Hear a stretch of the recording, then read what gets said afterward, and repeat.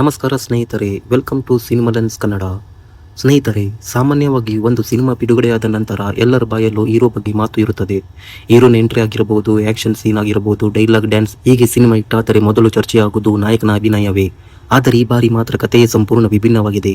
ಹೌದು ಸ್ನೇಹಿತರೆ, ಜುಲೈ 10ರಂದು ಬಿಡುಗಡೆಯಾದ ಅಖಿಲ್ ಅಕ್ಕಿನೇನಿ ಅಭಿನಯದ ಲೆನಿನ್ ಸಿನಿಮಾ ಪ್ರೇಕ್ಷಕರಿಂದ ಉತ್ತಮ ಪ್ರತಿಕ್ರಿಯೆ ಪಡೆಯುತ್ತಿದೆ. ಆದರೆ ಈ ಸಿನಿಮಾದ ಬಗ್ಗೆ ಈಗ ಸಾಮಾಜಿಕ ಜಾಲತಾಣಗಳಲ್ಲಿ ಹೆಚ್ಚು ವೈರಲ್ ಆಗುತ್ತಿರುವುದು ಹೀರೋ ಅಲ್ಲ, ಹೌದು, ಈ ಸಿನಿಮಾದ ವಿಲನ್ ಪಾತ್ರ.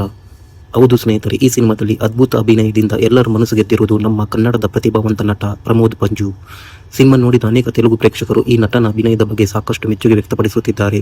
ಹೌದು, ಯೂಟ್ಯೂಬ್, ಇನ್ಸ್ಟಾಗ್ರಾಮ್ ಹಾಗೂ ಇತರೆ ಸಾಮಾಜಿಕ ಜಾಲತಾಣಗಳಲ್ಲಿ ಪ್ರಮೋದ್ ಅವರ ಅಭಿನಯದ ಬಗ್ಗೆ ಸಾಕಷ್ಟು ಪೋಸ್ಟ್ಗಳು ವೈರಲ್ ಆಗುತ್ತಿವೆ. ಆದರೆ ನಿಮಗೆ ಗೊತ್ತಾ ಸ್ನೇಹಿತರೆ, ಇಂದು ತೆಲುಗು ಪ್ರೇಕ್ಷಕರು ಹುಡುಕುತ್ತಿರುವ ಈ ನಟ ಕನ್ನಡ ಚಿತ್ರರಂಗಕ್ಕೆ ಹೊಸಬರಲ್ಲ. ಹೌದು, ಪ್ರಮೋದ್ ಪಂಜು ಮೂಲತಃ ಮಂಡ್ಯ ಜಿಲ್ಲೆಯವರು. ಅವರು ಮೊದಲಿಗೆ ಕಿರುತೆರೆಯ ಮೂಲಕ ತಮ್ಮ ನಟನ ಬದುಕನ್ನು ಆರಂಭಿಸಿದರು. ಚುಕ್ಕಿ, ಪುನರ್ವಿವಾಹ, ಮಹಾದೇವಿ, ಸಂಜು ಮತ್ತು ನಾನು ಸೇರಿದಂತೆ ಹಲವು ಧಾರಾವಾಹಿಗಳ ಮೂಲಕ ಅವರು ಕನ್ನಡಿಗರ ಮನೆ ಮಾತಾದರು. ನಂತರ ಸಿನಿಮಾ ಕ್ಷೇತ್ರಕ್ಕೆ ಕಾಲಿಟ್ಟು 2015ರಲ್ಲಿ ಬಿಡುಗಡೆಯಾದ ಗೀತಾ ಬ್ಯಾಂಗಲ್ ಸ್ಟೋರ್ ಚಿತ್ರದ ಮೂಲಕ ಬೆಳ್ಳಿತೆರೆಗೆ ಎಂಟ್ರಿ ಕೊಟ್ಟರು. ಆನಂತರ ಒಂದೇ ರೀತಿಯ ಪಾತ್ರಗಳಿಗೆ ಸೀಮಿತವಾಗದೆ ವಿಭಿನ್ನ ಕಥೆ ಮತ್ತು ಪಾತ್ರಗಳನ್ನು ಆಯ್ಕೆ ಮಾಡಿಕೊಂಡು ತಮ್ಮದೇ ಆದ ಗುರುತನ್ನು ನಿರ್ಮಿಸಿಕೊಂಡರು. ಪ್ರೀಮಿಯರ್ ಪದ್ಮಿನಿ, ಮತ್ಯೋದ್ಭವ, ಬಾಂಡ್ ರವಿ ಸೇರಿದಂತೆ ಹಲವು ಸಿನಿಮಾಗಳಲ್ಲಿ ಉತ್ತಮ ಪಾತ್ರಗಳನ್ನು ನಿರ್ವಹಿಸಿದರು.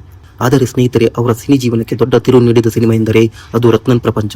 ಹೌದು ಸ್ನೇಹಿತರೆ, ಈ ಸಿನಿಮಾದಲ್ಲಿ ಅವರು ಅಭಿನಯಿಸಿದ ಉದಲ್ ಬಾಬುರಾವ್ ಪಾತ್ರಕ್ಕೆ ಪ್ರೇಕ್ಷಕರಿಂದ ಭಾರಿ ಮೆಚ್ಚುಗೆ ವ್ಯಕ್ತವಾಗಿತ್ತು. ಅವರ ಅಭಿನಯಕ್ಕೆ ಕರ್ನಾಟಕ ರಾಜ್ಯ ಚಲನಚಿತ್ರ ಪ್ರಶಸ್ತಿ ಜೊತೆಗೆ ಫಿಲ್ಮ್ಫೇರ್ ಹಾಗೂ ಸೈಮಾ ಪ್ರಶಸ್ತಿ ನಾಮಿನೇಷನ್ ಕೂಡ ದೊರಕಿತ್ತು. ಅಲ್ಲಿಂದಲೇ ಪ್ರಮೋದ್ ಅವರ ನಟನೆ ಬಗ್ಗೆ ಕನ್ನಡ ಚಿತ್ರರಂಗದಲ್ಲಿ ಮತ್ತಷ್ಟು ಚರ್ಚೆ ಆರಂಭವಾಗಿತ್ತು. ಸ್ನೇಹಿತರೆ, ಇನ್ನೊಂದು ವಿಶೇಷ ವಿಷಯ ಏನೆಂದರೆ, ಲೆನಿನ್ ಪ್ರಮೋದ್ ಅವರ ಮೊದಲ ತೆಲುಗು ಸಿನಿಮಾ ಅಲ್ಲ.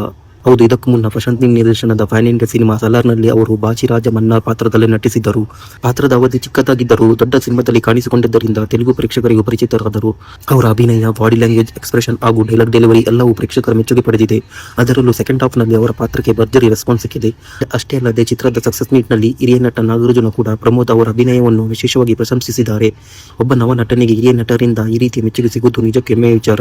ಸ್ನೇಹಿತರೆ, ಒಬ್ಬ ಕಲಾವಿದನಿಗೆ ಭಾಷೆ ಮುಖ್ಯವಲ್ಲ, ಅವರ ಪ್ರತಿಭೆಯೇ ಮುಖ್ಯ ಎನ್ನುವುದು ಪ್ರಮೋದ್ ಮತ್ತೊಮ್ಮೆ ಸಾಬೀತುಪಡಿಸಿದ್ದಾರೆ. ಕನ್ನಡದಲ್ಲಿ ಹಲವು ವರ್ಷಗಳ ಕಾಲ ಶಾಂತವಾಗಿ ತಮ್ಮ ಕೆಲಸ ಮಾಡಿಕೊಂಡು ಬಂದ ಈ ನಟ ಇಂದು ತೆಲುಗು ಚಿತ್ರರಂಗದಲ್ಲೂ ತಮ್ಮದೇ ಆದ ಛಾಪು ಮೂಡಿಸುತ್ತಿದ್ದಾರೆ.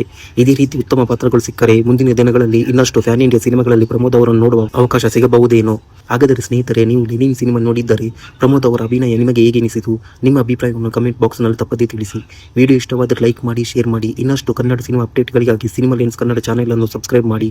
ಧನ್ಯವಾದಗಳು. ಮುಂದಿನ ವಿಡಿಯೋದಲ್ಲಿ ಮತ್ತೆ ಭೇಟಿಯಾಗೋಣ.